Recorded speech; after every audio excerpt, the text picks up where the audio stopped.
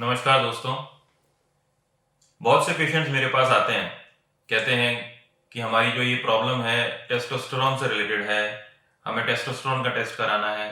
या फिर वो एक टेस्टोस्टेरोन की रिपोर्ट लेके आते हैं जिसमें टेस्टोस्टेरोन कुछ नॉर्मल वैल्यू के नज़दीक ही होता है, मगर फिर भी वो उस चीज़ को समझने को तैयार नहीं होते कि जो उनकी प्रॉब्लम है वो टेस्टोस्टेरोन की कमी की वजह से है या फिर और कोई कारण है। वो अपनी सेक्स पावर को, अपने मूड को, अपने डिप्रेशन को, अपने बालों के झड़ने को या अपनी स्पर्म काउंट्स को टेस्टोस्टेरोन से रिलेट करते रहते हैं। कई बार ऐसे पेशेंट्स भी आते हैं जो कि बड़ी ही अजीब सी प्रॉब्लम्स को भी टेस्टोस्टेरोन से रिलेट कर लेते हैं, जैसे कि बैक पेन, पैरों में सूजन और इन सारी चीजों को टेस्टोस्टेरोन से रिलेट करके वो डिस्कस करना चाहते हैं। तो ये टेस्टोस्टेरोन क्या होता है, ये क्या क्या कारणों से कम हो जाता है और इसको इम्प्रूव करने के क्या क्या कारण होते हैं, इसके बॉडी में क्या लक्षण होते हैं कम होने के, यह सब हम इस वीडियो में जानेंगे। तो आइए देखते हैं टेस्टोस्टेरोन क्या होता है। टेस्टोस्टेरोन बॉडी के अंदर सिक्रीट होने वाला एक हार्मोन है जो कि टेस्टिस से सिक्रीट होता है और ब्लड से सर्कुलेट होके बोन्स को, मसल्स को, बॉडी की हेयर ग्रोथ को, फर्टिलिटी को, सेक्स पावर को और ब्लड सेल्स को अफेक्ट करता है। इसके असर से बॉडी के अंदर फैट का डिस्ट्रीब्यूशन भी हमें देखने को मिलता है। मेल पैटर्न ग्रोथ के लिए ये रेस्पॉन्सिबल होता है। ये फीटल लाइफ, मतलब कि जो प्रेगनेंसी के दौरान बच्चे का टाइम होता है, फीटल लाइफ, उसमें भी इंपॉर्टेंट होता है। चाइल्डहुड में भी इंपॉर्टेंट होता है, जिसमें कि मेल इम्प्रिंटिंग होती है कि भाई मैं लड़का हूं, मैं लड़की हूं। प्यूबर्टी के टाइम पे जो ग्रोथ होती है हेयर्स की, सेक्स ऑर्गन्स की, टेस्टिस की, पीनिस की, ये सब चीजों के लिए रेस्पॉन्सिबल होता है। और फिर एट द मैक्स जब एडल्टहुड आ जाता है, उसमें स्पर्म्स के प्रोडक्शन के लिए, पीनिस के इरेक्शन के लिए भी ये रेस्पॉन्सिबल होता है। टेस्टोस्टेरोन किन किन चीजों से अफेक्ट होता है? टेस्टोस्टेरोन टेस्टिस से प्रोड्यूस होता है मोस्टली। उसमें अगर कोई इन्फेक्शन हो गया है, कोई चोट लग गई है, या फिर टेस्टिस का डेवलपमेंट ही नहीं हो पाया है, यानी कि अगर कोई जेनेटिक प्रॉब्लम है जिसमें कि टेस्टिस का डेवलपमेंट नहीं हो पा रहा है, या फिर वेरिकोसील्स हैं जो कि इतनी बड़ी हैं कि वो टेस्टिस के डेवलपमेंट को अफेक्ट कर रही हैं और उसके हार्मोन प्रोडक्शन को भी अफेक्ट कर रही हैं, तो टेस्टोस्टेरोन कम हो सकता है। क्रोनिक टेस्टिस के इन्फेक्शन की वजह से टेस्टोस्टेरोन कम हो सकता है। किन्हीं कारणों से टेस्टिस को कोई चोट लग गई है दोनों तरफ, या फिर एक ही टेस्टिस थी और उसमें भी कोई चोट लग गई है, उसकी वजह से टेस्टोस्टेरोन कम हो सकता है। टेस्टिस अगर बॉडी के अंदर मौजूद हैं, जैसे कि अनडिसेंडेड टेस्टिस, उस स्थिति में भी टेस्टोस्टेरोन अफेक्ट हो सकता है। टेस्टोस्टेरोन मोटे लोगों में जिनमें की मोटापा बहुत ज्यादा है, उस वजह से भी अफेक्ट हो सकता है, क्योंकि टेस्टिस के आसपास की जो हीट है, जो ऑक्सीडेशन है, जो ऑक्सीडेटिव स्ट्रेस है, उसकी वजह से टेस्टिस डेवलप नहीं हो पाते हैं, प्रॉपर फंक्शन नहीं कर पाते हैं और टेस्टोस्टेरोन उस पर्सन में कम हो जाता है। ये डायबिटीज के पेशेंट्स में भी, जिनको की टाइप 2 डायबिटीज है, उनमें भी अफेक्ट हो जाता है। कई बार कई ऐसी दवाइयां होती हैं जिनकी की वजह से टेस्टोस्टेरोन बॉडी में कम हो जाता है। कुछ ऐसे ड्रग्स होती हैं, जैसे जो आदतें होती हैं खराब, जिसमें कि चरस और इससे रिलेटेड जो ड्रग्स हैं, उसकी वजह से भी टेस्टोस्टेरोन कम हो सकता है। कुछ प्रोटीन सप्लीमेंट्स ऐसे होते हैं जिनमें कि कुछ ऐसे केमिकल्स, एडिटिव्स होते हैं जो कि टेस्टोस्टेरोन को अफेक्ट कर सकते हैं। इनकी वजह से टेस्टोस्टेरोन कम हो सकता है। तो देखिए दोस्तों, इतनी सारी चीजें हैं जो कि हमें पता भी नहीं है और उसकी वजह से टेस्टोस्टेरोन कम हो सकता है। मुख्य तौर पे लोग या तो जेनेटिक प्रॉब्लम की वजह से, या मोटापे की वजह से, या किसी ड्रग की वजह से टेस्टोस्टेरोन की कमी को फेस करते हैं। दोस्तों, टेस्टोस्टेरोन की कमी से हमें क्या क्या परेशानियों को फेस करना पड़ सकता है? टेस्टोस्टेरोन स्पर्म काउंट्स को बढ़ाने के लिए बहुत जरूरी होता है। जो टेस्टिस के अंदर इंटरटेस्टिकुलर टेस्टोस्टेरोन है, स्टडीज में पाया गया है कि उसकी इंपॉर्टेंस इतनी ज्यादा है कि उसके अलावा कोई और चीज इतनी इंपॉर्टेंट नहीं होती है अगर स्पर्म्स के प्रोडक्शन को देखा जाए तो अगर टेस्टोस्टेरोन किसी के पास कम है तो उस स्थिति में स्पर्म काउंट्स कम हो जाते हैं। जो मेल्स हैं उनके अंदर जो चेस्ट है उसमें ब्रेस्ट का टिश्यू काफी बढ़ जाता है तो गायनेकोमेस्टिया वाली प्रॉब्लम हो जाती है। लिबिडो को देखा जाए, सेक्स या यौन की इच्छा को देखा जाए तो वो टेस्टोस्टेरोन की वजह से होती है। अगर टेस्टोस्टेरोन की कमी है तो लिबिडो कम हो जाती है। टेस्टोस्टेरोन की कमी की वजह से मूड का चिड़चिड़ापन होना और थकावट रहना बॉडी के अंदर, यह भी हो सकता है।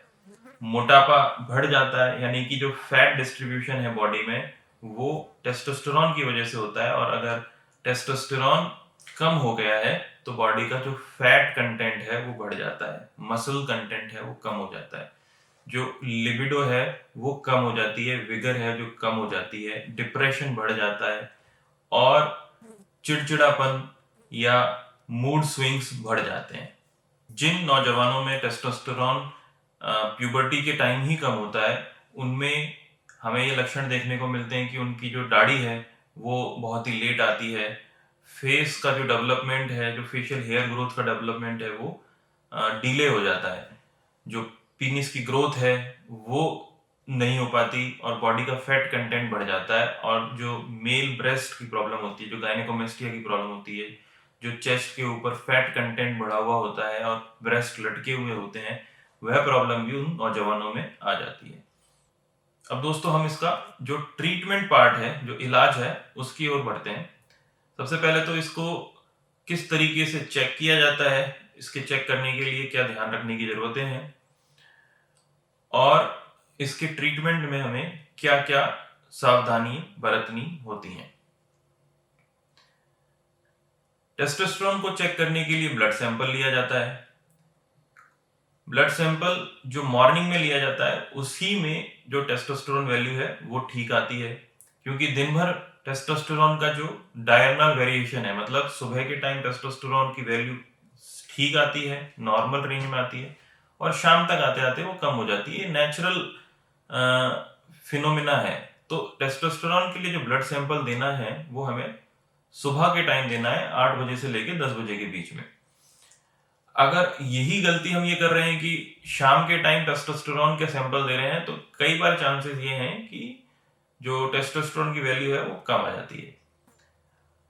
मुख्य तौर पे टेस्टोस्टेरोन टोटल कराना ठीक रहता है अगर बायोअवेलेबल टेस्टोस्टेरोन और फ्री टेस्टोस्टेरोन की फैसिलिटीज बहुत अच्छे से नहीं है, तो क्योंकि बहुत ही कम लैब्स में ये बायोअवेलेबल टेस्टोस्टेरोन और फ्री टेस्टोस्टेरोन सही तरीके से नापा जाता है। तो कोशिश कीजिए कि टेस्टोस्टेरोन टोटल करा के ही आप अपने इलाज को शुरू करावें, क्योंकि कई बार एक गलत टेस्ट की वजह से गलत ट्रीटमेंट शुरू हो जाता है। अब हमें ये जानना है कि टेस्टोस्टेरोन का ट्रीटमेंट कैसे, टेस्टोस्टेरोन की कमी के लिए ट्रीटमेंट कैसे किया जाता है। अगर वास्तव में टेस्टोस्टेरोन की कमी एस्टैब्लिश हो गई है, यानी कि अगर टेस्टोस्टेरोन टोटल 2 ओकेजन्स में हमने चेक कराया और दोनों टाइम उसकी कमी आई है, सैंपल प्रॉपरली दिया गया था, सुबह के टाइम का सैंपल था, और जो लक्षण है जैसे कि हमने डिस्कस किया, थकान कम होना, लिबिडो कम होना, और ईडी होना, इरेक्शन की प्रॉब्लम होना, फैट कंटेंट बढ़ जाना और चिड़चिड़ापन होना, ये सारी चीजें मौजूद हैं, तो उस स्थिति में हमें टेस्टोस्टेरोन की ट्रीटमेंट को समझना पड़ेगा। टेस्टोस्टेरोन का ट्रीटमेंट मुख्य तौर पे 2 एज ग्रुप्स के लिए सबसे ज्यादा जरूरी है। उन लोगों के लिए, उन लड़कों के लिए जिनमें की टेस्टिस का डेवलपमेंट ही नहीं हुआ है और अब उनको मेल पैटर्न डेवलपमेंट के लिए, यानी दाढ़ी मूंछ आने के लिए, लिबिडो बढ़ाने के लिए,